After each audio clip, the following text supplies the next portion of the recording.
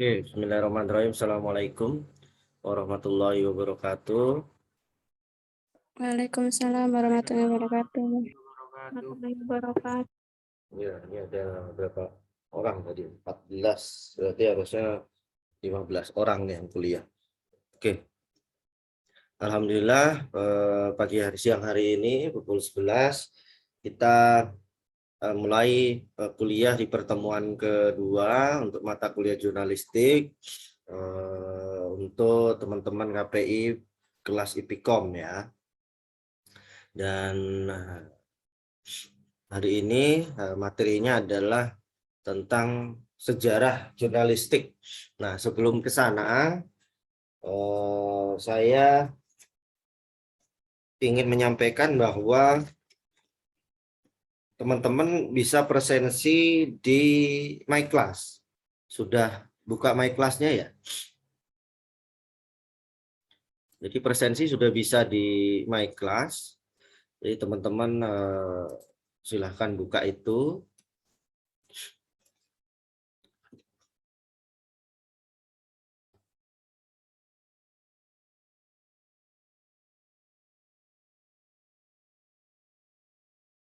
Jurnalistik API IPKOM. Nah, itu nanti di mana?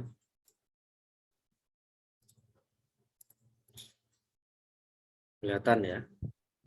Ini Maaf, Pak. ya. Gimana? Halo. Halo, halo. Gimana? Maaf, Pak.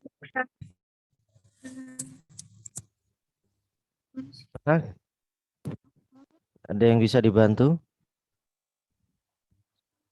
Ya, untuk saya Tafsiro Tenggara Putri, Putri Alifia Zahra sama Filda Sari belum bisa absen, Pak. Bisa absen. Kenapa? Ya, lagi nunggu SK beasiswa, jadi belum di KRS kan gitu. Belum key in. Oh, gitu, belum key in ya. Nanti saya di WA ya. Nanti saya di WA, Ya, Pak. namanya siapa, terus persoalan tidak bisa presensi karena belum key in. Jadi biar saya tahu gitu ya. Nanti kan ada riwayatnya, chat kita itu ada riwayatnya. Nanti kan saya simpen sampai kita selesai kuliah gitu. Terus misalnya nanti oh ini ada kurang presensinya. Nah, ini kenapa nggak presensi ya? Karena ada belum apa tadi apa Mbak belum input KRS apa namanya? Iya. Ya nanti itu ya. Pokoknya di WA ke saya di Japri. Biar saya juga punya catatan gitu loh. Nanti sampai jelang akhir perkuliahan nanti kok nanti dikira nilai Anda kok belum keluar ya. Nanti itu ada permasalahan apa yang terjadi sehingga kita tahu gitu riwayatnya. Itu saya kira penting untuk di zaman teknologi seperti ini itu fungsinya WA itu bisa menyimpan riwayat chat agak banyak gitu. Kecuali HP-nya hilang atau dihapus gitu ya, itu yang agak repot itu. Makanya ada email ya, ada surel itu yang kemudian ini artinya teman-teman sudah tahu ya. Nanti bagi yang bisa presensi silahkan presensi di sini ya. Ini ada 12 sih. Nah, coba nanti saya tanya sama prodinya gimana kelanjutannya. Bapak, Ya. atas nama Alvin Oktavianto belum bisa, Pak, buat Presensi. absennya. Iya. Oh iya. Ya itu Mas. Punya saya juga belum, Ini Pak. enggak bisa ya? Oh harus dicentang gini berarti. Alvin terus siapa lagi? Aminda. Erwin, ada dari Erwin. Erwin ada. Syafira, Raihana, Pak. Masud. Ada Pak Syafira. Mana Syafira? Oh ini. Masud, Waode. Ada, Pak.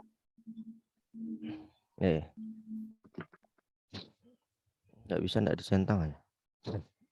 Hamim Rosida, Hanim. Iya, Hanim. Oh ada. Afina Azahra. Hadir, Pak. Adinda. Hadir, Pak. Nadia. Hadir, Nadia Pak. enggak. Desi udah, Raihana, Ada, Pak. Salsabila, enggak ada. Salsabila, nanti yang namanya enggak ada di sini lapor ya. Nazala, Pak. Masalah ada.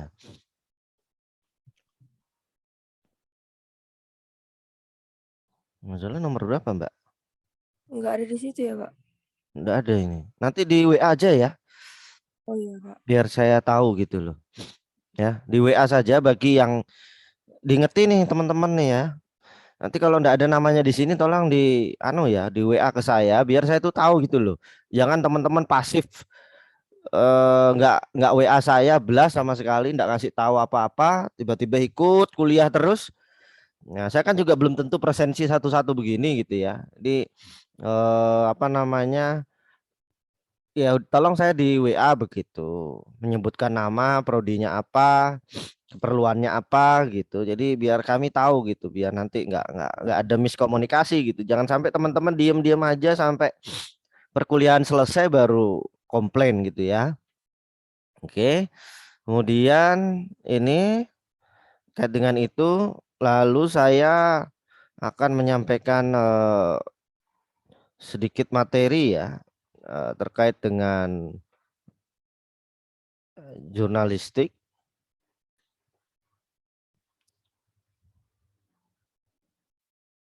Ya. Jadi sejarah jurnalistik ya, ini nanti juga ada bukunya yang saya berikan ke teman-teman. Kalau ada 14 berarti bagi kelompoknya gimana? Ya enggak apa-apa. Teman-teman, jurnalistik itu ini bisa dicatat ya nanti. Juga disebut juga dengan jurnalisme berasal dari perkataan jurnal. Artinya catatan harian atau catatan kejadian sehari-hari gitu ya. Atau disebut surat kabar. Jurnal berasal dari bahasa Latin yaitu diurnalis. Artinya harian atau tiap hari. Nah, diurnalis itu orang yang melakukan kegiatan jurnalistik ya, orang melakukan kegiatan jurnalistik.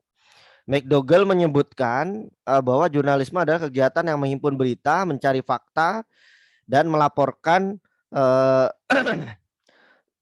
peristiwa gitu ya. Jadi ini sifat-sifat dari jurnalistik itu seperti itu. Jadi ketika sebuah prodi ya atau jurusan komunikasi penyiaran Islam ini punya materi jurnalistik, artinya memang di dalam istilah komunikasi itu penting adanya penyiaran ya. Penyiaran berita begitu ya, melaporkan peristiwa yang sifat dasarnya adalah sebuah komunikasi. Nah, tentu kemudian di dalam materi komunikasi itu ada jurnalistik dan sebetulnya tidak hanya di jurusan atau prodi komunikasi ya, tapi atau KPI begitu atau komunikasi yang reguler ya. Itu tidak hanya itu saja yang ada jurnalistik. Di dulu saya waktu masih kuliah S1 di Sastra Indonesia itu juga ada mata kuliah jurnalistik. Ya, ada mata kuliah jurnalistik satu kalau nggak salah, ada 2 kali kalau nggak salah. Kemudian ada jurnalistik lanjutan gitu ya. Jadi memang kalau di sini juga kayaknya di KPI juga ada ya. Nah, jadi seperti itu. Nah, kemudian ada jurnalistik lanjutan yang nanti itu ya bisa membuat sebuah ada bentuk hasil akhirnya gitu ya. Ada bentuk hasil akhirnya yang itu dijadikan sebagai tugas akhir di mata kuliah tersebut ya. Tentunya secara berkelompok. Kemudian, nah sejarah jurnalistik teman-teman. Jadi sejarah jurnalistik kalau teman-teman mengetahui kisah Nabi Nuh ya sebagai umat Islam ya. Ya cerita Nabi Nuh ini kan Nabi Nuh diminta Allah untuk membuat sebuah bahtera yang besar ya, itu kapal ya. Kapal yang besar yang bertingkat ya, mungkin kalau sekarang mungkin kayak kapal pesiar begitu ya. Setiap tingkatan itu ada tempatnya gitu ya. Di mungkin kayak kapal, kalau yang kecilnya kapal feri lah ya. Di bawah itu ada mobil, di atas ada orang gitu.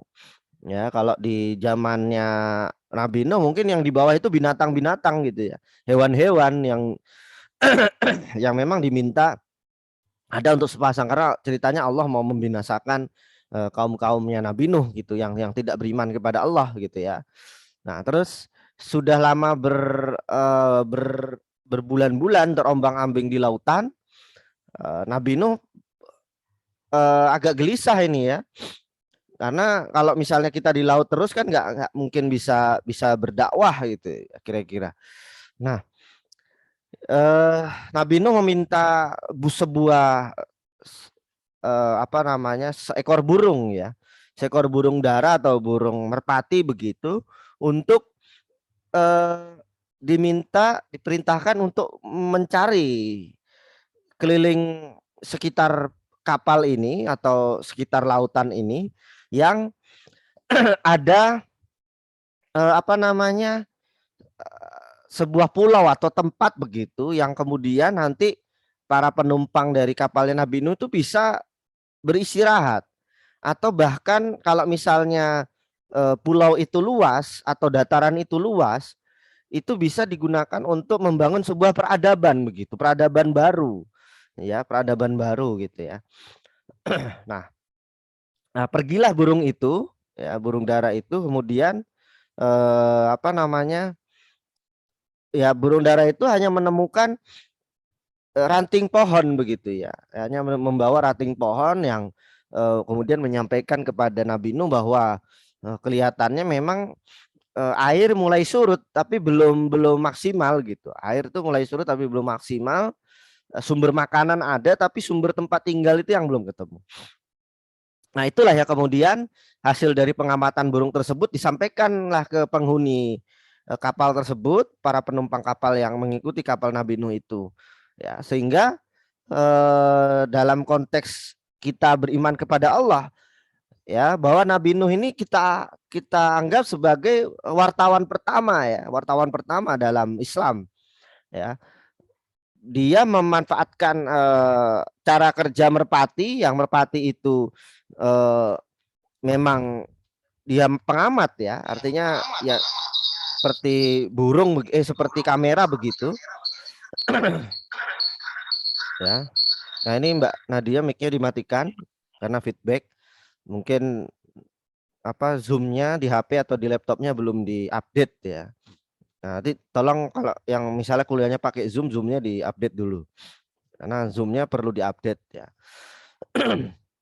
Kemudian merpati atau burung dara itu laksana seperti kamera gitu ya, alat perekam gitu. Sehingga apa yang disampaikan dalam arti bukan bahasa burung itu ya, tak dengan bahasa burung ya. Mungkin Nabi Nuh hanya tahu oh maksudnya begini gitu. Jadi itu yang disampaikan kepada para penghuni kapal bahwa sudah ditemukan sumber makanan, namun sumber tempat tinggal baru, peradaban barunya belum ketemu begitu. Nah, artinya diinfokan seperti itu. Ya, itu seperti itu ya informasinya ketika kita bicara tentang sejarah Nabi Nuh, teman-teman. Kemudian ada juga cerita ini apa namanya, Fir'aun ya.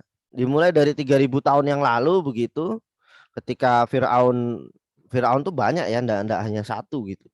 Mungkin yang bermasalah sama Nabi Musa itu ya salah satunya gitu ya. Jadi di situ juga ada mengirimkan ratusan pesan kepada perwiranya ya, kepada perwiranya di provinsi-provinsi untuk menceritakan apa yang terjadi di ibu kota begitu. Nah, ya. Kemudian di zaman Babilonia itu 2000 tahun sebelum Masehi sudah terjadi proses penyebaran informasi. Ya.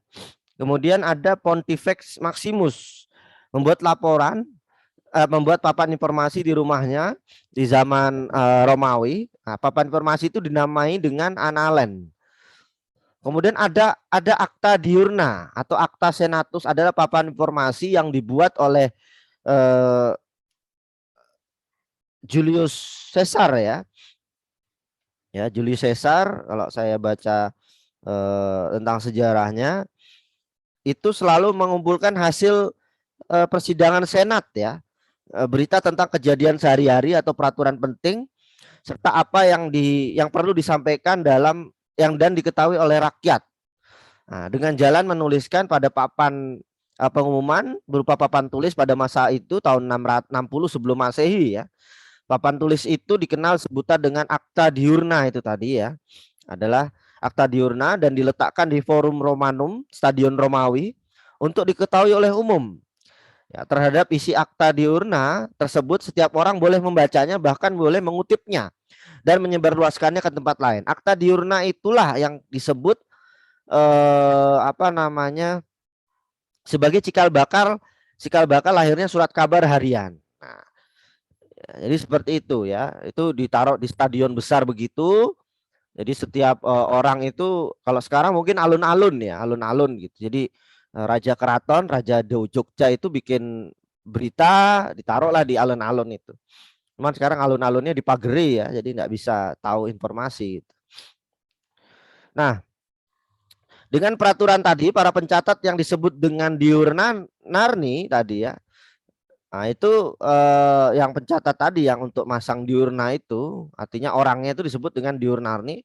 Para tuan tanah dan hartawan tadi mendapatkan berita-berita tentang senat ya. Jadi orang-orang kaya sekitar kerajaan itu dapat informasi ya.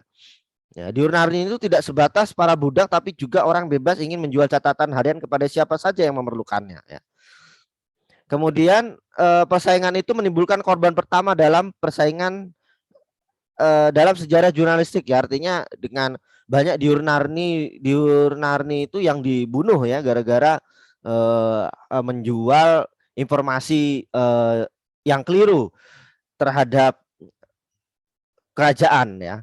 Seorang diurnarni bernama Julius Ructicus ya dihukum gantung atas tuduhan menyiarkan berita yang belum boleh disiarkan atau masih rahasia. Ya, artinya itu pun aturan itu masih berlaku ya sampai sekarang. Artinya ketika teman-teman dapat informasi yang masih simpang siur atau informasi yang belum didapat disebarkan atau belum boleh gitu ya, belum dapat ACC lah kira-kira. Nah, itu Anda juga akan mendapatkan hukuman gitu loh. Ketika Anda menjadi seorang wartawan tapi Anda mendapatkan informasi tapi informasi itu sebetulnya belum boleh diberitakan, tapi Anda kemudian beritakan gitu. Nah, itu enggak boleh ya. Nah, ini yang dulu itu udah kasus pertama zaman kerajaan Romawi itu sudah ada begitu. Dan itulah yang kemudian setelah kerajaan Romawi runtuh, kegiatan jurnalistik sempat vakum, terutama ketika Eropa masih dalam masa kegelapan, Dark Age. Pada masa itu jurnalistik menghilang. Ya. Nah, apalagi seiring kemajuan teknologi sekarang, itu juga juga ikut berubah ya. Kemudian selanjutnya ada surat kabar tulisan tangan pertama, Gazeta, terbit tahun 1536. Kemudian di Cina surat kabar King Pao itu terbit tahun 911 Masehi ya. Kemudian surat kabar berubah setelah Johann Gutenberg menemukan mesin cetak ya yang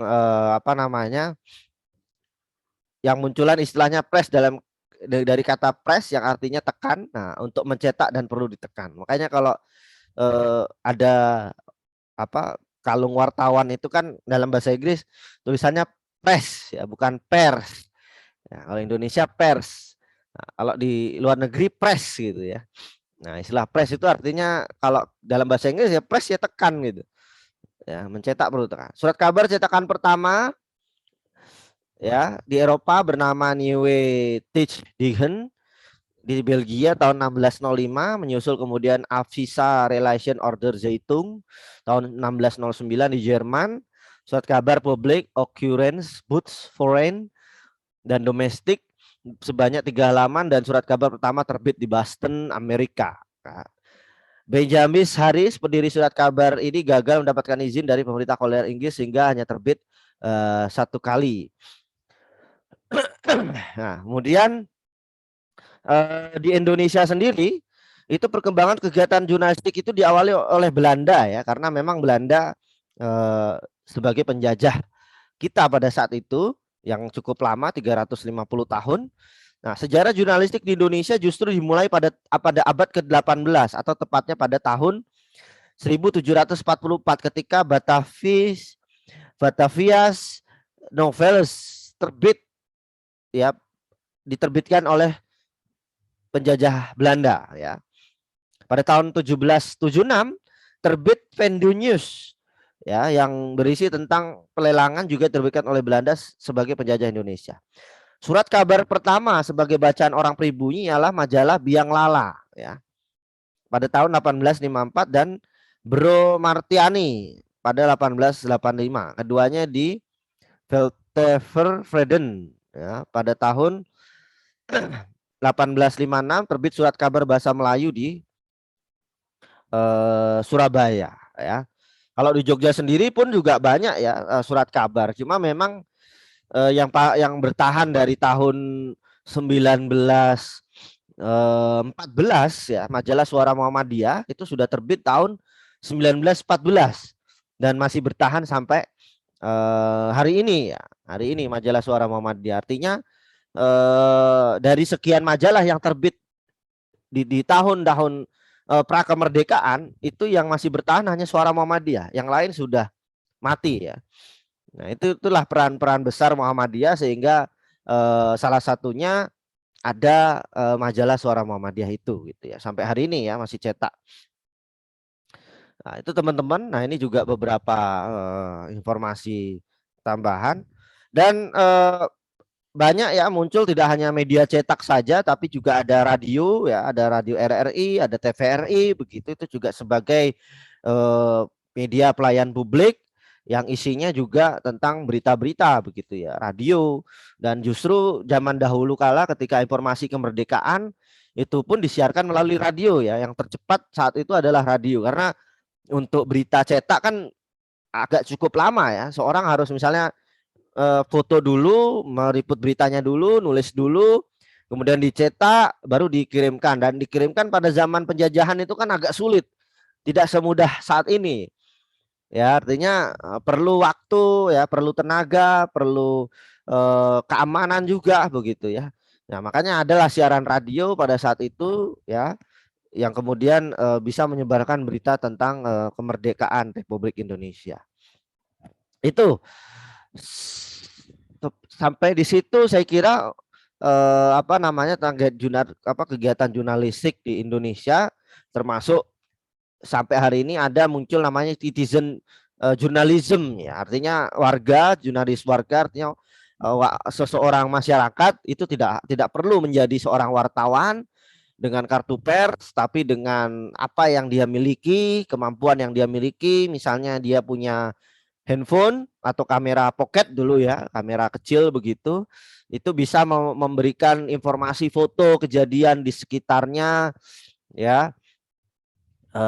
Kemudian dia beritakan informasinya, ya. Itu juga disampaikan melalui media sosial, ya. Mungkin sekarang ada Facebook, ada Twitter, ada Instagram.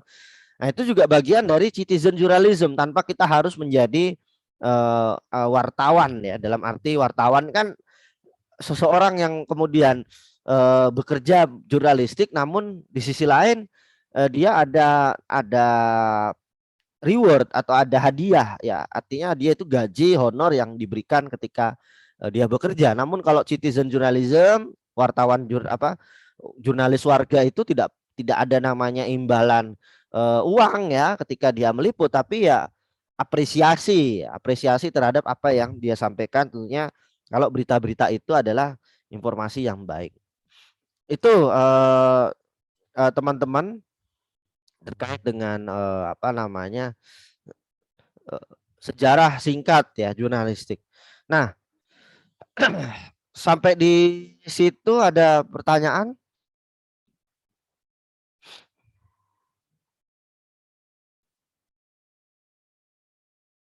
Ada pertanyaan?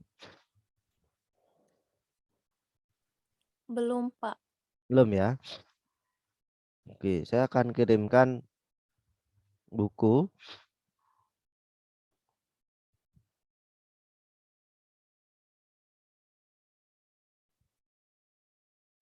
Journalistic Literary Journalism karya Dr. Haji Mahi M. Hikmat ya. Nanti kirim buku di WA itu.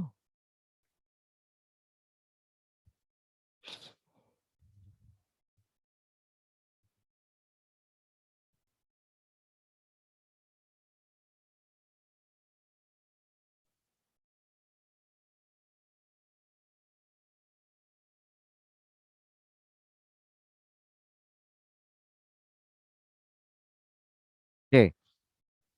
Ya, saya ada tugas buat teman-teman.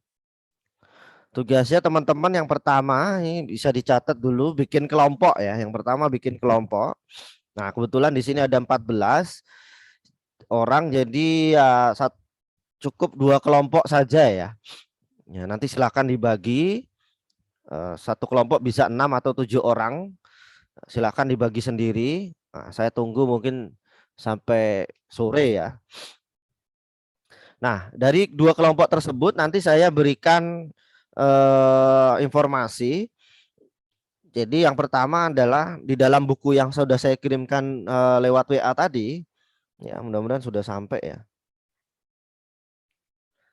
Ya, buku itu ya itu nanti di halaman 66 sampai 79 itu ada tentang pers Indonesia. Nah, teman-teman silahkan dengan 2 kelompok tadi ya. Yang kelompok pertama itu mendiskusikan materi ABC ya. Kemudian yang kelompok itu dibagi 2 yang C-nya ya. Kelompok 2 itu yang D dan F ya. Ini karena ada 5 jadi yang kelompok 2 D dan F ya. Nah, itu silakan nanti teman-teman baca, kemudian teman-teman diskusikan antar kelompok, terserah diskusinya pakai Zoom atau pakai Google Meet. Nah, jadi nanti teman-teman setelah membaca itu teman-teman membuat sebuah PowerPoint ya yang menjelaskan tentang bagaimana sih pers di Indonesia di era penjajahan, di era kemerdekaan, Orde Lama, Orde Baru, Reformasi dan pemilu langsung. Itu seperti apa sih pers saat itu. Nah, kemudian setelah teman-teman buat PowerPoint ya bisa pakai PPT atau pakai Canva ya, teman-teman desain itu dengan sebaik mungkin. Kalau misalnya Anda dapat foto atau gambar itu lebih bagus ya, ditambahkan gambarnya atau fotonya ya.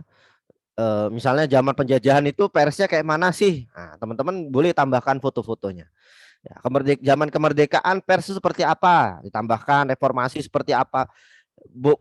Foto hasil kegiatannya ya, tidak harus foto wartawannya difoto oleh tukang foto gitu, bukan ya. Artinya pada zaman itu seperti apa ya. Itu. Kemudian teman-teman bikin slide itu, baik itu bikin melalui PowerPoint, Microsoft PowerPoint atau pakai Canva. Kemudian teman-teman membuat sebuah forum presentasi atau diskusi melalui Zoom yang direkam ya, Zoom seperti ini yang direkam. Nah, hasil rekamannya ya, hasil rekamannya itu diupload di YouTube ya. Nanti setelah diupload di YouTube, saya diberikan link YouTube-nya dan hasil file presentasinya ya. Jadi ada 2 file yang dikirimkan ke saya ya. Jadi seperti itu tugasnya ya. Teman-teman silakan presentasi, nanti bagi kelompok dibaca buku yang saya kirim itu halaman 67 sampai 79. Nah ya. Nah, itu jadi silahkan nanti tinggal di mana dibaca. Nah, kemudian nanti teman-teman selesaikan itu. Nah, deadline-nya ya minggu depan gitu ya. Ini minggu depan sudah ada yang saya kirim. Nanti saya buatkan Google Drive-nya. Nanti teman-teman bisa upload tugasnya di situ. Ya. Oke. Silahkan, saya kira itu saja untuk hari ini perkuliahannya ya. Saya tidak lama-lama kalau ngajar ya, karena materinya memang tidak perlu lama-lama gitu. Teman-teman waktu sisanya ya digunakan untuk diskusi gitu ya, karena kan saya tidak mungkin nunggu diskusi sampai selesai toh ya. Jadi silahkan diskusi, diatur waktunya, dibagi kelompoknya. Nama kelompoknya silahkan dikirimkan ke grup WA saja. Ya, nama kelompoknya silahkan dikirimkan grup WA. Nanti teman-teman bisa apa? Kalau kurang jelas bisa tanyakan ke saya. Saya kira cukup untuk perkuliahan hari ini. Ya, terima kasih atas kehadirannya. Nun wakolami wa mayasturun. Assalamualaikum warahmatullahi wabarakatuh. Waalaikumsalam warahmatullahi wabarakatuh. Terima kasih, Pak. Warahmatullahi wabarakatuh, Pak. Terima kasih, Pak.